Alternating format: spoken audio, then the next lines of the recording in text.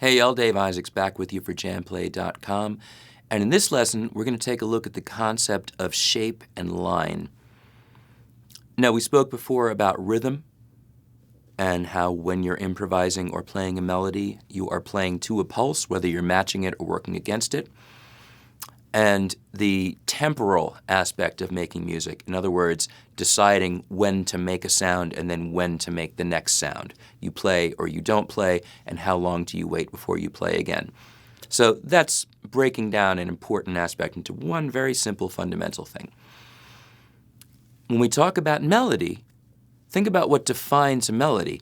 A melody is recognizable because it goes up by a certain increment, it goes down by a certain increment. And if you look at a melody written out in regular music notation, you're essentially reading a graph because the notes move up and down on the staff to indicate how far up or how far down you actually went. And it's measurable, of course, because we can talk about intervals, number of half steps, number of frets, whatever it is. In order to make a melody sound coherent, it has to have a shape of some kind. And there is no one way to establish how that happens. But basically, I just want you to approach it like this.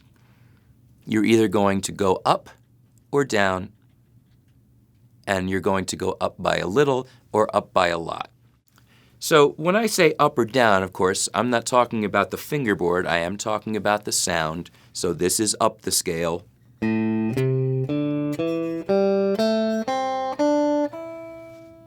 And of course, that means that's down. So I'm just going to choose a small area of the scale, but more notes than I was using previously. So maybe something like this.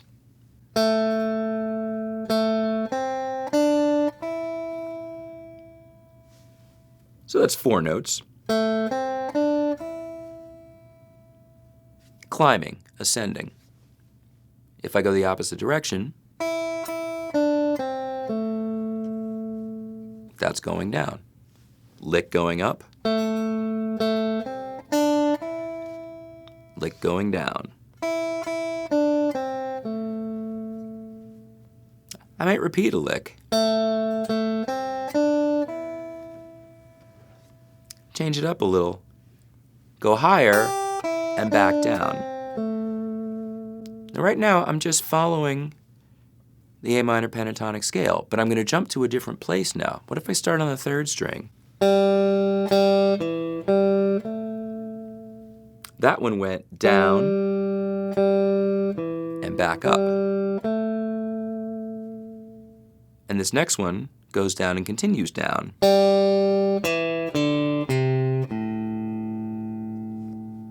Starting from the same note, different shape, down, jump up, and come back.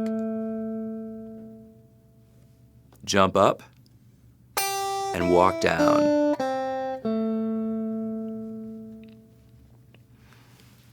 Really very simple. You're going forward or you're going back. You're going up or going down. And this is what articulates a melody. Now, what I would like you to do is, much like what you've done in the previous lessons, come up with your own examples, but use what I have here as a guideline, as a starting point, depending on how much guidance you feel like you need. So I'm going to play to the track, and right now I'm just going to play the examples that I showed you a moment ago without the track, and you're just listening for the shape, the contour. But I'm going to change up the rhythm a little bit this time because I really am just improvising. And this isn't a rhythm lesson necessarily. The music just has to fit in the pocket. What I play has to match up with the beat of the track. And you can feel free, even working off my tab examples, to change the rhythms if you hear something that you want to play. Now, of course, the trick is to be deliberate, though. The point is, if you hear it, you don't want to just randomly go. But the big point, and this is going to apply actually through this entire series, is that the rhythms that I give you in the examples are sometimes just ideas, just suggestions. You can certainly change them. The whole idea is for you to get comfortable, as I said in the beginning, with not knowing what's going to happen. And so things might, in fact, change every time. In fact, they probably should. So I'm going to use the examples I gave you in terms of the note choices and the contour, but I am going to play some different rhythms.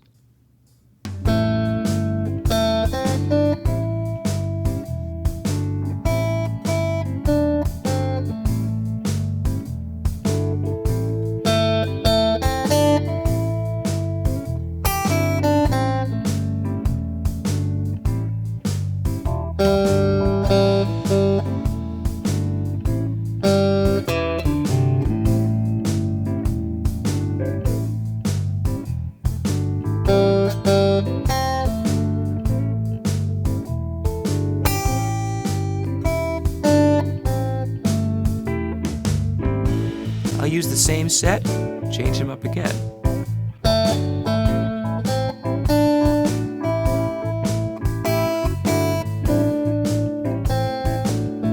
Those are the same notes.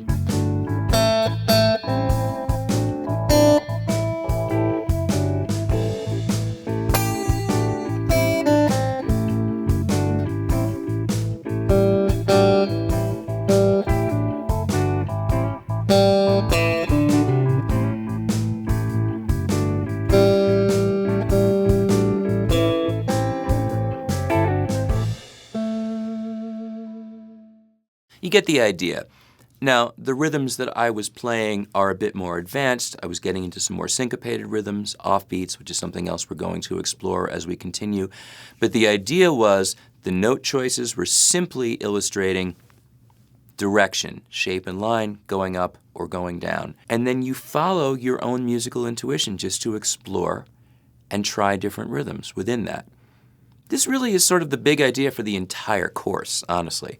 As I continue to introduce other sounds, other scales, other pieces of vocabulary, we're going to follow this same basic idea where I'm giving you a foundation, giving you an example of how I might work with it, and suggesting then that you run with it yourself. So practice with the track. This is a different track this time. It's a bit faster, so you may want to go back and do the pulse exercise with it too, just to make sure you're tuned in, playing half notes, whole notes, quarter notes, eighth notes, and so forth.